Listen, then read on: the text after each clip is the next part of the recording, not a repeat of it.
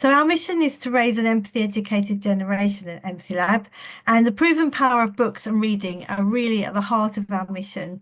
I recently read a book called The Empathy Book for Ireland, which includes a fantastic essay about books and empathy, and it contained this quote: "There's a line to be crossed from empathy in the novel to empathy in the real world, and the foundation of that bridge is conversation." I was really saddened last month to hear of the death of Aidan Chambers. His seminal book, Tell Me, about book talking, has been absolutely fundamental to our work. Talking about books to help children reflect and understand characters, make emotional connections, and develop their vocabulary to express feelings are all key to our strategy of jumping into someone else's story, which is the theme of the festival. I would say if you, as you're going through, if you want to share what you're thinking about on social media, please do, and please use the hashtag Empathy Day Festival. We're really grateful to our partners. They support us in all sorts of ways, and I'm really excited to be working with partners today who'll be speaking. So I'm going to hand over straight away now to our first of our partners, who's Kate Sire, Communities and Development Manager from World Book Day. Hi, good evening, everyone. Thank you, Sarah. It's a pleasure for us to be joining you this evening at the beginning of the Empathy Festival. So we are delighted to be here as well. I'm going to be talking to you a little bit about the work that we've been doing around talking and sharing books. I'm just getting my slides up, hence the gabbling at the beginning. Here we go. Can you see that, everyone? Great. So World Book Day is often most well known for being on our broadcast mode, I suppose, in that wild week in March. But actually, we've been on a bit of a journey about listening, and that's what I'm going to share with you this evening. We have recently changed the way we talk about ourselves a little bit, and starting to talk about ourselves as the Reading for Fun charity, and that we champion the fun of reading because it seriously improves children's lives. So what we're thinking about a lot is how can we position reading into that social space for children? And that's where there's such a great connection with the work that Empathy Lab do, with the different types of conversation that you can have around books and reading when you're reading in an empathy-informed way. But what have we been doing? Well, we've been listening first of all to research. So we looked first of all at what academic research was talking about in terms of what works in reading for pleasure, and then having a look at the field research to tell us what's happening in the world. And what we came up with was 6 principles. If anyone's got a better word than principles for these, please do pop it in the chat, because I'm not sure principles is the right word, but 6 themes that support children to build a reading for pleasure habit. And what's really interesting, I'm sure you're all aware of the big data around the crisis in terms of children reading for pleasure. But what we've got interested in is the fact that in children's lives, it's every one of these elements that's under pressure in terms of why that decline might be happening. So we've been trying to get under the skin of that a little bit by looking at this big data. Most of these statistics will be familiar to you, I'm sure, and you'll get this presentation later, so I won't read them to you. But just to get a sense of the pressure that children are under in terms of their time, in terms of the engagement they might have with adults in their home space and also in school, in terms of book ownership, and in terms of attitudinal shift around whether they feel that reading is fun and whether they have a choice in what they're able to read. On top of that, the reading agencies' stats are telling us that we're now also in a position where adults aren't reading either necessarily, and that decline is matching children. So the spaces that children are coming from when they come to school are shifting, as well as their own engagement. So we've seen all these big data, and what we've decided to do, we didn't want to replicate that, but what we did want to do is get under the skin of it a little bit. So we started with some focus groups with children, with a project when I very first started in role, just talking to children about reading and how they felt about it. And then we've built on that by doing wider, more national focus groups with an agency called Beano Brain. And children have been telling us in a rather wonderful way, super honestly, how they've been feeling. And they've told us loud and clear that reading feels best to them when they can choose what they want to read, where they want to read, and when they want to read. And it's also told us loud and clear that we're telling children things that we might not be intending to when we're positioning books and reading to them, both at home and at school. So children have told us time and time again that they think reading is important. I've yet to meet a child who doesn't think that reading is an important thing for them to do. But they think that reading ought to look like thick, proper books, or proper reading, which is thick books and books with only words, or that we've got an idea that there's a aspiration they should have around their reading, where so children are even hiding books they really want to read underneath the book they think their teacher wants them to see, perhaps. So we've heard that from some of the people we work with too. Interestingly, when we took that research out to parents this year, we heard exactly the same thing, that parents are feeling exactly that same pressure. So we've started to think about how, and also obviously building on the work that Teresa has done, I'll show you some references in a minute. What are the types of conversation we might want to have if we're going to be talking about reading for fun in particular? So I'm going to ask you to, I'm going to start a conversation with you a little bit now, I hope. But this isn't going to be a conversational piece. This is going to be a reflection just for yourself. I'd like you to spend just a couple of seconds, probably, given my time limit, reflecting on these questions. I'm not going to ask you to share them, the responses to these, but I would like you to have a think about, do you read for pleasure? If you do, where are you? What do you read? How do you choose that reading? And do you talk about that with anybody? So just have just a couple of seconds thinking about those. If you do, I mean, if you feel compelled to share it in the chat, please do. But there is absolutely no pressure here. This is a personal reflection session.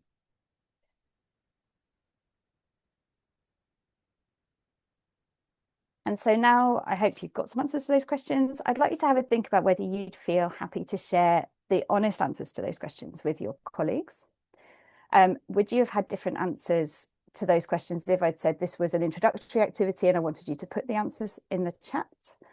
Would you have a different set of responses if the people in this room were people that you knew, if the people in this room were your friends rather than colleagues, perhaps? And think about what we do when we're talking with children, whether they would be feeling some of those same things. I'm going to, rather than asking you to reflect on that live, because you've only just had a second to think about it, I'm going to share with you some Teachers in Discussion from a webinar series we put together with the Open University team in 2024.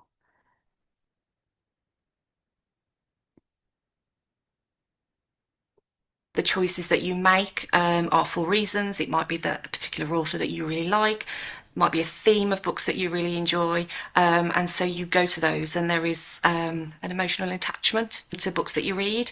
But you can be reluctant sometimes to share these because other people might have different opinions of those. They might not enjoy the books that you've enjoyed, and you might not feel confident to be able to put that out there because other people might judge you. It is quite a personal experience. You're putting yourself into a very vulnerable position by sharing your thoughts on a book. You perhaps don't know that other people feel the same about a book that you do, and that can kind of put you in that position where you're unsure as to whether you want to share that with people. Yeah. Very personal. It's a lot of emotions are involved with reading.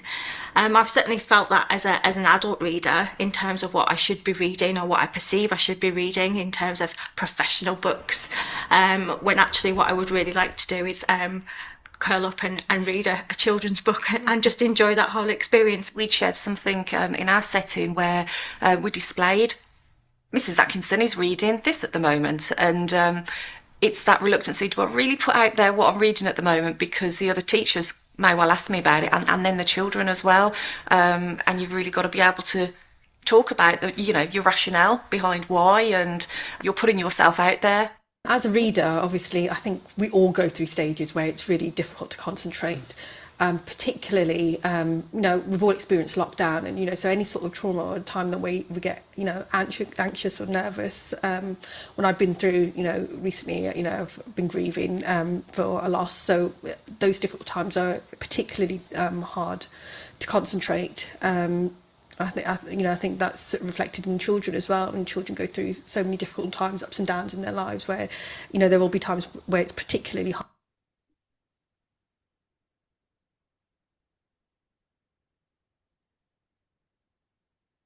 for them to concentrate and focus when it's time for reading. think that's a really good point. I think there's also everyday like experiences and times which are more tricky. I know myself, if I'm on a busy train or on a tube, I find it really difficult to engage deeply in a novel. But I can read kind of lower stakes text, I guess, like Twitter or scrolling through my phone. I find that easier. Absolutely. I can concentrate and engage in those spaces, but I do find it difficult. It's noisy. There's lots of a busy environment to deeply engage in a text. And that's still reading, but obviously, if you want to try and spend more time trying to get really invested into a book, it's difficult. There we go. So I can move on without playing that again. There we go. It's super interesting, I think, when you start reflecting on your own reflections and responses to being asked questions around reading. And so in terms of that, we've been inviting people to think about how they engage with those reading conversations, whether students are getting access to a range of reading role models. So beyond a teacher that can talk really eloquently about loads and loads and loads of books and has loads to recommend, there's some role models that might be easier to kind of aspire to, perhaps, than that sort of complete reading teacher, and that some of those children who already feel that that's a long way away might be able to engage with. When children are choosing, is that a quiet moment or is that a chatting moment, and is it a way that we can jump in and support and chat more casually to children about the things they're reading? And are there ways that things that we might need to explicitly teach if we've got children who are coming from backgrounds where they're not used to just picking and browsing from books? Do we need to teach some of those choosing strategies? Do we need to teach them how to ask for help to find something that they're looking to read from adults or from their peers? So these are the things that we've started to ask questions about. And then, of course, once we're in the classroom, we need to start thinking about what's happening for our children. All of our children will have responses to these questions. Do we know the answers to those? And are we enabling children to talk honestly about that? And I think that honesty is super important, because one of the things that we've really noticed through doing this work and really talking to children who find reading like a challenge or something that they don't enjoy is several-fold. One is that they're almost always sitting underneath posters that are telling them how great reading is, when that's absolutely not how they feel. So they'll feel like they're in a space where they don't necessarily belong, or they've got the wrong answer. They can feel that talking honestly about their feelings around a book is rude or is something that isn't appropriate in school. That they feel judged by the things that they're choosing to read. And they feel judged even more so around their own ability, and that perception that reading is some sort of a mountain to climb, rather than maybe something that they can relax a little bit about and enjoy for themselves.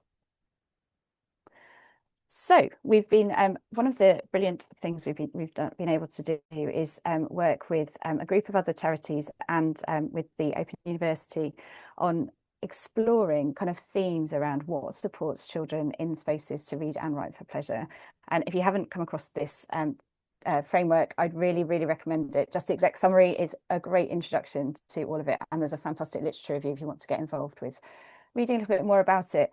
But we've found that this diagram that gives you a kind of structural context around how you might present reading and writing for pleasure to be super helpful. I don't have lots of time to go into it, but I will. I just wanted to flag that in terms of the thing as a summary, really, of the things I've been saying already about focusing on individual children, creating social space, with that responsive adult in there, and of course a range of books and time to explore those books that speak to the children. Making real human connections is key to this work. From what we've seen, those children that are motivated to read that we've met, and those children who turn a corner in terms of finding it exciting, have done that because they've had an experience with an adult or another child, in fact, who have shared their experiences and supported them and validated the things that they've liked and enjoyed, and in that way built a shared environment. Of course, if you want to know more about all of that, then there's plenty on the Open University's website. We have a lot of the rich evidence for the work that we've been doing from there, and another model of Teresa's is here. I won't speak to it because she might do that herself shortly. So what have we been doing as well then in terms of trying to make these conversations slightly different? So we've been looking at ways that you can share your genuine reading identity. So rather than just a single book on your classroom door, maybe you're talking a little bit more about the things that you are trying to explore and achieve. We've been trying to think about ways that introducing to children and young people in particular. So the example on the left-hand side of the screen, the Read What I Need list, is for older young people. to think about the different types of reading they might want to do when they're in different moods. So we don't always want to read the same things, and kind of making that really explicit to the young people and helping them create those lists and share them with each other. We've also been wondering about ways to connect further into their more social and hobby-based experiences. Again, this is an example for older children where you set them a challenge to think about, to introduce them to your to be read pile in a TikTok type format, not necessarily not using the social media tool itself, but using some of the provocations that you might find on there. I've never found anything I want to read, but I do like ways to open those conversations about reading and books and support them to make recommendations to each other. The books that make me feel things. So I'm sure we're going to come on to that when Nazneen's talking later in terms of that emotional connection to things. And then what reading your way, which has been our tagline for the last couple of years, means to you. What does it look like when you put yourself in the centre of a reading space? And then even beyond that, just to finish, I hope I've got time, just about maybe. We've been exploring what it looks like if you start talking about reading with your wider school community. So we've worked in a very small way with 2 schools to look at what happens when you combine what children, teachers and parents say about World Book Day in this instance, but actually we found out a lot about reading in general through this work. And then you have a conversation with teachers and with practitioners and teachers talking to families about what the provision might look like around World Book Day itself. And these are the results. If you'd like to hear more about this, or you'd like us to share how we ask those questions and ran these workshops, I'd be more than happy to talk more about it in the Q&A. But just in summary, and I think just on time, this is where we feel that we are. Children are more likely to read if they enjoy it. They're more likely to enjoy it if they feel like they're being listened to and attended to, if they've got meaningful relationships. We give children those choice and empowerment, and we make it fun for children to express themselves through reading. And whilst World Book Day is just one day, lots of this stuff can happen all year round. Thank you very much. Well, thank you so much, Kate. That was fascinating, really interesting. And those things about the things that children are worrying about when they talk about books is so useful, isn't it, to know, so that we can really help reassure children about talking about books. I think that's really, really important, and it's so important that they know there are no right or answers. We're all feeling our own way through, and we're finding our own perspectives on the books, and that's really powerful. Thank you so much. And as I do, please do put questions in the chat as we go, and there are some really interesting and lovely comments coming in as well, so thank you for that. But I'm going to hand straight over to Teresa, and I just mentioned in the chat that I forgot to say that if you need closed captions, they are enabled, and you can just click on the icon at the bottom of the screen if you want to use them. But I'm going to hand straight over to Professor Teresa Cremin, who's a co-director for Literacy and Social Justice Centre at the Open University. I'm sure a lot of you know Teresa's work. It's always fascinating to hear from Teresa, so I'm going to pass you over to her. Thank you, Teresa.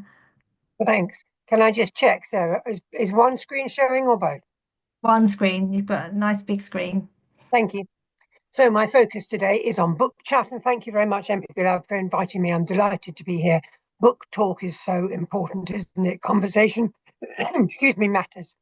And if any of you do know my work, you'll know that I've mainly focused on what I see as the profoundly social nature of reading, on the significance of others, as Kate's been reminding us, of parents, peers, family, friends, and informal book blather, informal talking about text or about myself as a reader, plays a key role in shaping young people's identities. They're voicing their identity when they talk about a text, or they're voicing their identity when they share their attitudes to reading. And we found in our own research that kind of social connection around reading is a characteristic of engaged reading communities.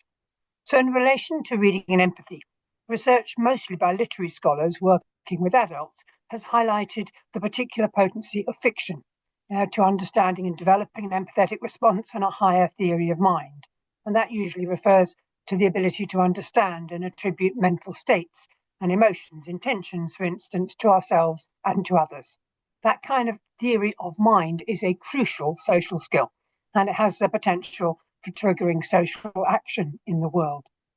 If we turn to studies of children, young people, Lenhart's would be the main one I would turn to in this instance, and that highlights that emotional engagement in reading, for example, kind of getting deeply immersed in a narrative alongside the characters, exploring a personal interest, and feelings of excitement, enjoyment, can influence social and emotional outcomes and indeed therefore nurture empathy. And we know and are excited by the new University of Sussex work, which has been undertaken in partnership with EmpathyLab, and we'll be hearing more about that, no doubt, in the autumn in a big conference planned. I'm looking forward to that personally. So if we see reading then as social, then enabling empathy to develop through the power of text is possible both through cognitive engagement and through emotional engagement. Such empathy might be developed in multiple ways, through role play, through dance, through art, through conversation too, and character-focused activities, as well as relaxed conversations. Critically, my own research has suggested that if we want to foster reading for pleasure, choosing to read, volitional reading, reading their way in World Book Day's terms, then we need to make sure that our practice is led by the learners, highly informal, extremely social, and with texts that tempt the young people, not texts that tempt the adults to impose upon the young, or indeed to recommend to the young without knowing the young well. So we also want to bear in mind, though, that the conversations we'll be having, as Grazani's work and Tompkins have highlighted, those kind of read aloud conversations that encompass mental state themes result in higher theory of mind, higher potential for developing empathy in that context. What I thought I might do this evening is see if we, by sharing part of a story and then stopping and then moving on in the story, I can highlight for you some of the connections between reading, between empathy and book chat. And I've chosen a book that was in the 2025 EmpathyLab collection, Terrible Horses by Raymond Antrobus and Ken Wilson Max. I'm wondering what you're thinking now, remembering perhaps a row you had with a sibling or a friend, a parent even, where there was pushing, pulling, hurting and hiding. I'm wondering whether there were cross words in your row, words that haven't gone away. Sticks and stones may break my bones. Maybe could I invite you to think of that row, that moment, that personal connection? I suspect we've all been involved in some kind of altercation. If you want to, do pop that connection in the chat. It might just be me and my brother or me and my best friend, whatever you wish to write. I'm not going to push it hard for us, but I'm wondering what it is we're connecting to.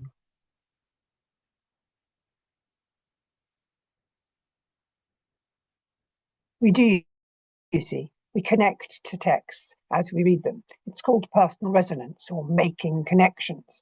And the research literature on personal resonance highlights that they evoke memories, they remind us of events and of our younger selves. In effect, we make life to text and text to life connections, moves between the characters in the text and the character that we are, or the characters we know, between the events in the text and the events we've lived or might hope to live, or not in this case, and the themes in the text, the sibling rivalry running through here. So in the context of reading, our personal connections help us make meaning. And that's what reading is, of course, an act of meaning making through the print and the visuals and the conversations that we have with others. Shriver's work highlights that insights into human nature, insights into others in our world, insights that might develop empathy, are developed most effectively when the texts are thematically relevant. They're fictional texts, and his work suggests that young people engaging in writing activities that activate, that annotate, and reflect on those personal experiences are one of the ways to make the most impact. But another way, of course, excuse me, is actually focusing on the conversation that would be easier to have if we weren't in Zoom and we were in a small group in a book club somewhere, or indeed just in the corner of the classroom. But those kinds of connections are hugely important because they help us understand how others might be feeling. Are we feeling sorry for the little boy here, or are we feeling worried for the little girl? It says hurt right next to her and hide right next to him. So we're seeing something quite different in both cases. And if some people have written into the chat line Growing up in different families, there may have been fights, there may have been memories, and we didn't use our words either. A lot of hurt involved, a lot of connection.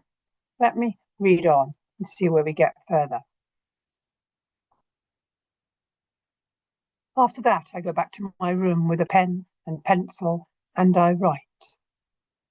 About terrible horses, their terrible trampling, their ghastly galloping, their nagging neighing.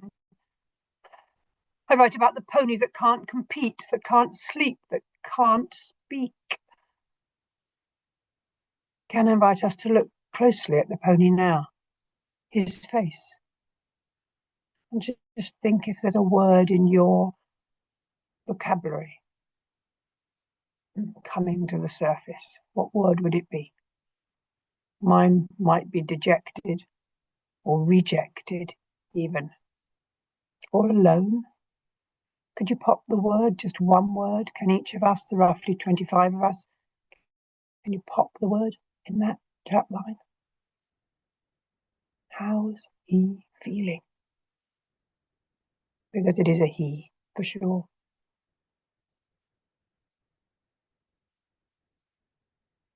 I write about the pony that can't compete, that can't speak, that can't sleep. But he's feeling. I wake, I can't find my book of terrible horses. Where is my book of terrible horses? I wonder what she's feeling now. Look at her ankle. I think the word tentative comes to mind. My sister's here in my room. Is she galloping towards me? Is she smiling? A whole smile? Wait, is she saying sorry? She never says sorry. No, she's hugging me, and there's my book of terrible horses. My sister has read it. My sister has read it. What did she see? Is she a terrible horse? Or a pony?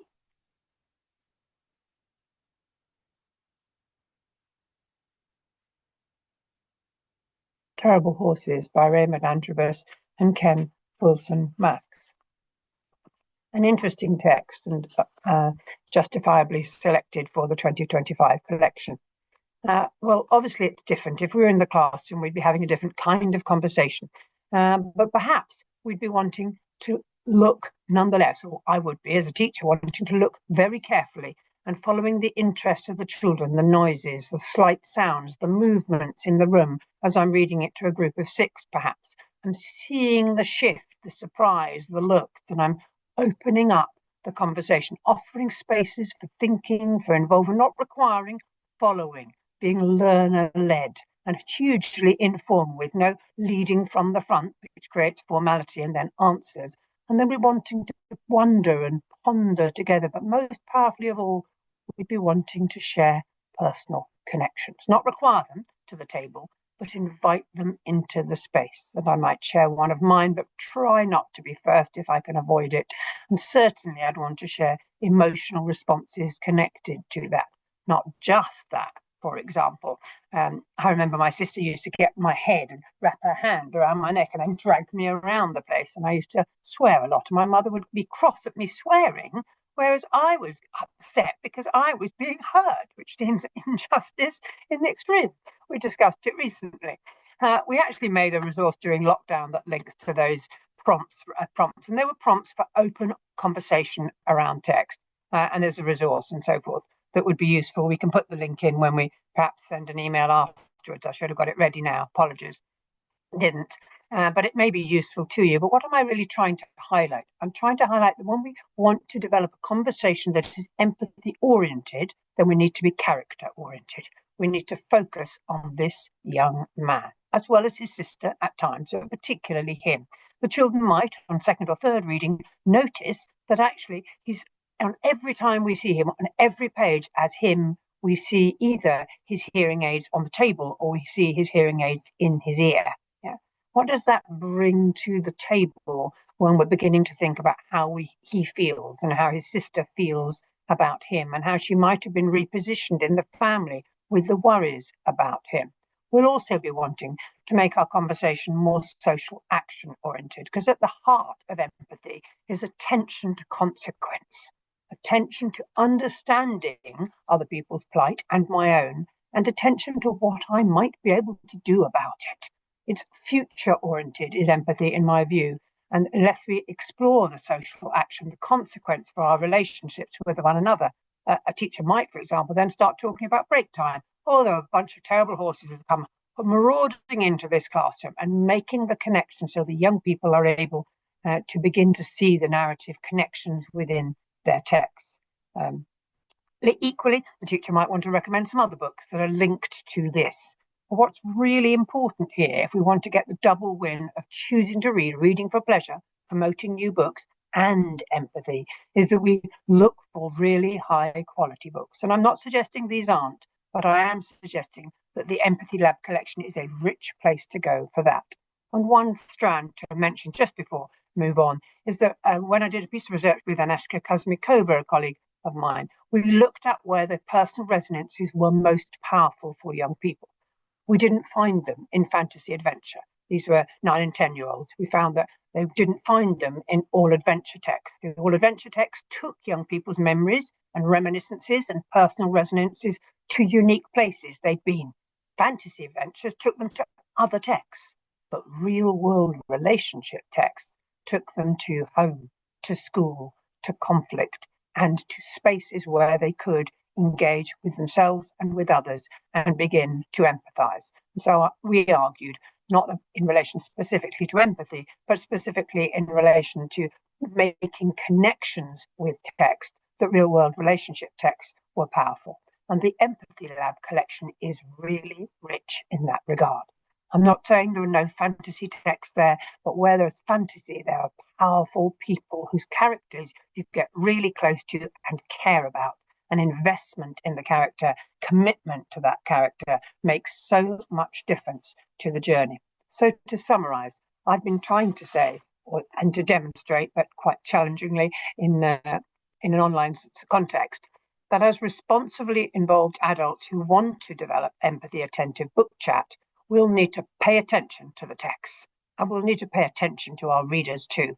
Know that there are several who have got sibling challenges, or indeed challenges within the classroom, conflict around in the classroom, and then beginning to explore texts that respond to that. So we're choosing carefully the quality of the text. But we'll be more than usually character oriented. We'll be unlikely to be discussing the setting, or, for example, or the descriptive language to use, because we want to be able to use the emotive language of positionality, the emotive language of my sense of feeling. We'll be wanting to make those resonant connections, personal connections, resonances to their own lives, the mirrors of their own lives, their own siblings, as some of you have shared, making connections to other people's lives where we haven't had that row, but we can see that somebody has, as well, we're stepping into their worlds through the windows of fiction in Rudy and Sims Bishop's words. And then we'll be living through their lives and beginning to understand the wider world issues through the book chat. But particularly, we'll be wanting to close our conversation, or not necessarily close it, but to keep it running with a focus on social action. Social action is the forward step of empathy that is critical if we're going to change or enable the world to be changed through our empathetic response to it. I hope that was useful to colleagues. And if you wanted to hear a bit more about what the Open University has been doing around informal book talk, we recently had a seminar on shaping positive reader identities through 4 different studies on informal book talk. So do follow that through, and you can find it on our YouTube. Thanks very much for listening. Thanks. Oh, thanks so much, Teresa. It was lovely, and thank you for sharing Terrible Horses. It was, as Teresa pointed out, it's one of the books on our Read for Empathy collection, and I think it feels like a quiet book somehow. It's but all that richness within the text, and just bringing that to life for us. Thank you so much. It was amazing. So both to Kate and Teresa, it's just been a real joy to have you both with us. And please do put any questions for Kate and Teresa in the chat, and we'll be asking them at the end of the session. And now we're now going to move on to an actual author. And Nazneen Ahmed Pathak is an author and academic. She's the author of City of Stolen Magic, which was one of the books on our Read for Empathy collection. And I think Rise of Rebel Queens is coming out, Nazneen, in July, as I understand, and it looks amazing. So we might ask you to just talk a little bit about that as well. But if I can just ask you, Nazneen, a few questions about your writing and the role of empathy and the role of talking in terms of empathy through your writing, that would be amazing. Absolutely. Yes. Hi everyone. Actually, the pub date for Rise of Rebel Queens has changed, so it's March 26th. But Oh, we've got to wait a long time for it then. Oh no, I could see but the yeah. cover. I'm thinking this looks amazing. So anyway, we'll be champing at the bit to see that next year. So thank you. Yeah. So how much do you think about empathy when you're writing? I think about it, I think all the time. I think Teresa was talking about in terms of thinking about character and writing, we have to be character orientated when we're thinking about empathy, and that it's through that lens of character that readers can connect emotionally with the story and jump into those other lives. And so it's really important for me to create main characters that are multi-dimensional and have that kind of feeling that we can get to know them and that rich inner life to them. I remember when I was writing City of Stolen Magic, my son would come upon me. I write at the dining table or on the sofa. So, and I'd be actually talking and muttering to myself because I'd be pretty much channeling my characters and switching bodies almost, because trying to work out what they were going to say to one another. And I wasn't really me anymore. I was kind of projecting myself into somebody else. So it's really interesting to me how reading and writing, there's all these moments where we are jumping out of ourselves, but then jumping back into our own experience. And that's the experience of the writer is also the mirror of the experience of the reader in that way. And the more that we as writers can embody and feel that kind of empathy for our characters, even our villains, the more it is felt for our and palpable for our readers. Yeah. It's interesting that we talk about feeling empathy for your villains. Can you talk a little bit more about that? Yes. So when I started writing my villain, I won't name him in case people haven't read it. But I started out at a point where I named him so then his name is a relative of mine who had done something quite bad to my family, and I was really starting off by I really dislike this person. And actually my mum, when she read it, she was like, "Oh no, you gave him that name and I can't read him," and she skipped all of his pages. Like, and I was like, that's like quite a lot of the story. But as I started to kind of listen to his voice and think about his motivations. When I'm teaching writing, I'm always asking my students to think about the motivations of all their characters. And if then we have to understand why people do the things they do to really understand who they are. And it's when we sort of get that kind of insight that that is kind of that generative forward momentum of empathy, where we are actually thinking about social change, because we're actually thinking about why do people do things, what are they feeling when they're doing them, especially if they're doing things that are wrong, why do they do things that are wrong, what's going on for them. That's a really challenging, quite sophisticated moral space for young readers to be occupying. But I think that people, they do, and they really appreciate the opportunity, and why lots of young people love comic book villains, because it gives them a chance to think about those motivations and what can drive someone to do something that is bad. So by the end of writing the kind of first or second draft of City of Stone and Magic, my villain was one of my favorite characters, and I kind of had this really uncomfortable sensation of like, okay, I know what they've done, but I also understand the whole kind of journey that they went on to get to that point where that became the only thing they could do. Yeah, that's really interesting, isn't it? Because we talk about the fact that books are a training ground for practicing empathy, and actually it's very easy to feel empathy for those you like, and it's feeling empathy for the villains Yeah. that's actually going to connect us in society. That's the thing that's actually the most important thing. So it's a really interesting point you make there. Thank you. And I suppose linking on to that really is about I suppose, why is it important, do you think, that authors are empathy role models? We obviously in our empathy lab work, that's the kind of core of what we are. But why do you think it's important? I think that, we're in a world that feels increasingly divided. I grew up in the 1980s when, racism was really rife, and I grew up in London, and I remember me and my mom, my baby sister, being surrounded by skinheads and being called the P word. And at the moment, I mean, these kinds of things are sort of on the resurgence in a way that, in the middle, in the 2000s, there was a great optimism, and I think this kind of forces of division and conflict, we can see them everywhere, and so and that's where empathy plays this really important socially transformative role. When I wrote my story City of Stone and Magic, I was looking at the fact that very few stories at that time were talking about colonialism for children, for young readers. Even if they were looking at the Victorian period, colonialism would be nowhere to be seen in the presentation of London. And we have a lot of narratives coming now about the positives of colonialism, and the kind of pros and cons idea of thinking about colonialism. And so for me it was really important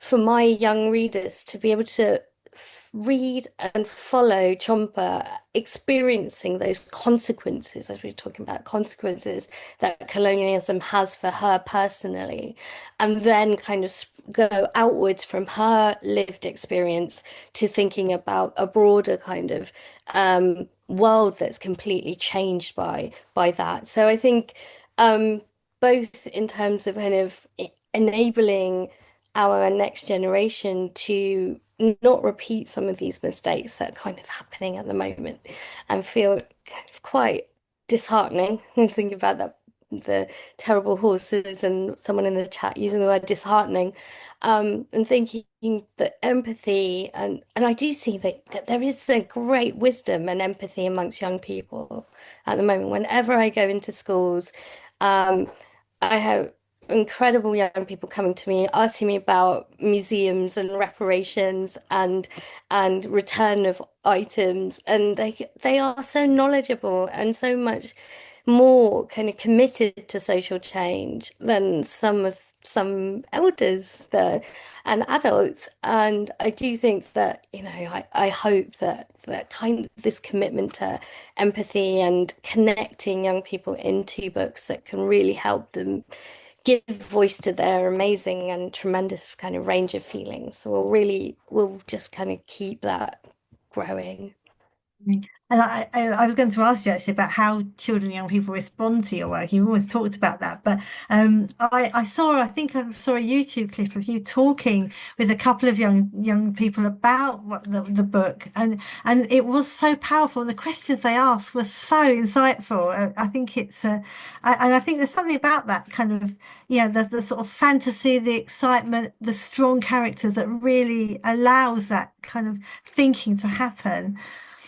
Yeah, I've always been really touched by the emotional kind of and the rich kind of responses of young people who've read the book. There's something that happens towards the end of the story. Well, there's two things that are quite difficult. One, that Jumper loses her hair, and the other results in her grief and loss. And I spent a long time wondering whether that was the right route to go down with this story. I'm reluctant to traumatize children who may have already had a lot of trauma, but at the same time, it also has prompted that kind of depth of emotional connection and relationship to my story, and young people really kind of feeling very close to Chompa, and and that's been really wonderful, and that's kind of driven their kind of ways of kind of seeing into this whole world that has often been shut off for them in terms of history. Yeah, it's that kind of thing about, isn't it, about the sort of windows and mirrors, and you've got reflections, that things that everyone can sort of link to and associate with, but at the Yeah. same time you're looking out into a world that you maybe don't know, and I think those two working together is what makes it work so well. Thank you so much, Nazanin. That was just amazing, and amazing to talk about the book as well, because it was one of our favourite books on the collection last year. So it's lovely to talk with you about it. We're going to ask anyone who's got any questions. I've got a couple of questions that I'll ask all of you in a minute. But before we do, I've been looking at the chat and looking at, I don't know, sorry, Ola, if I pronounce your name wrong, but I've just been really interested. I was from the Ukraine, and she was talking about reading Elma in a shelter, which is an experience none of us probably have had.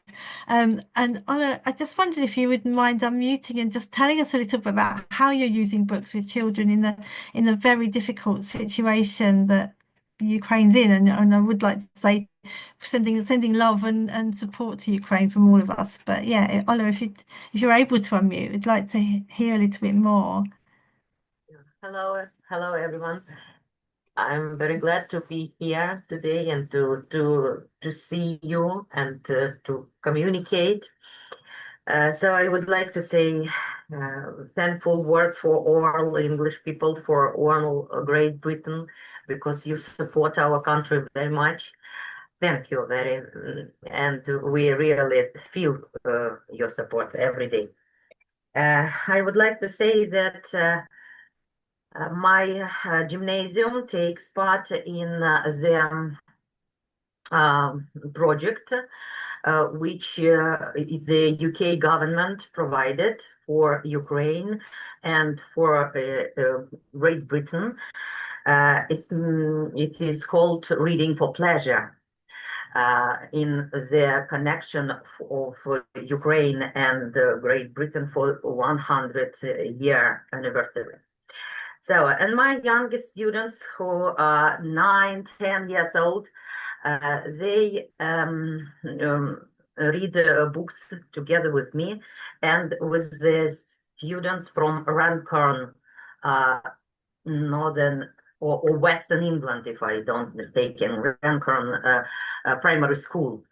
So, and we have connection together from with my colleague Sarah Graham from England. We decided to make some activities for the book, which was written in English and Ukrainian. So English children read in Ukrainian, try to read Ukrainian words, and we do our best to read English. And our colleagues involved me in this beautiful idea to take part in the Empathy Day festival. And I proposed my children to read Elmer book, from the series of book. I have found for myself that it is very popular in England and many millions of books are sold here. And my students adore this book, and we decided to read it. And yesterday, we wanted to record a video how we read, because it's our second English, our second language. But as I have mentioned before, the air alarm can't afford us to do it at school. But we have a very big shelter under our school. And we read this book with pleasure on rolls. My students like to read by rolls. And this very interesting story, it is very short, but for 10 minutes we forgot about air alarms, and we also my children didn't want to go from the shelter. They would like to be there more, because we made the story glasses with what masks, and we draw Elmer, and also took photos. So it was a great time, and thank you for this pleasure, for these books. Unfortunately, I don't know as much English authors, English modern authors, but thanks to this festival, I know more new authors, and I can share these books, these links with my colleagues and with children. Thank you very much. Thank you so much. That's it. And just I love the idea of our Elma, giving some comfort to children in such a difficult situation. And we have got a story, an actress who we recorded actually reading Elma. So if you find that on the EmpathyLab pages, Kirsten, I don't know if you can put a link in the chat to that at all, or later on maybe it will be up there, so you'll be able to find it. But thank you so much. Thank you. We've got only a couple of minutes left, so I've just got one question. I don't think they're any in the chat, but it was about parents, and I'd love to know from Kate and Teresa particularly about engaging parents. How do we inspire and engage parents in the same way that we're inspiring and engaging children?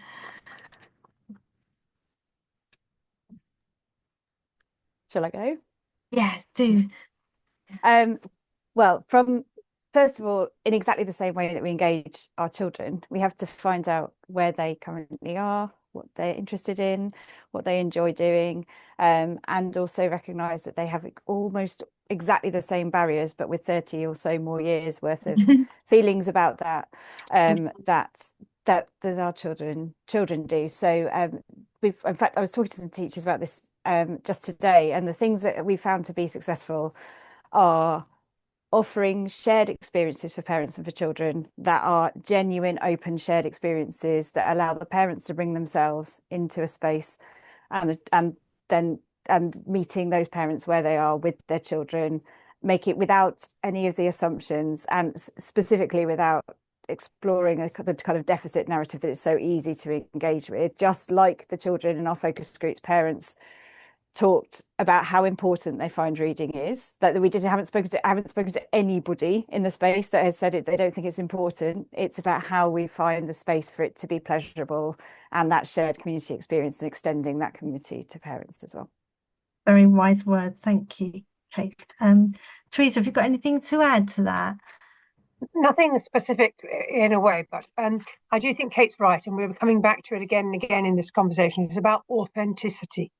It is not about the young people pretending to be the certain kind of readers they expect school want them to be. It is not about us as teachers pretending to be the kind of well-read teachers that we would aspire to be. It's about us being us and meeting each other where we are in an authentic and genuine manner. I think that makes an enormous amount of difference. And when we're working with parents, then we're being genuine humans with those parents and inviting them into that open, authentic space.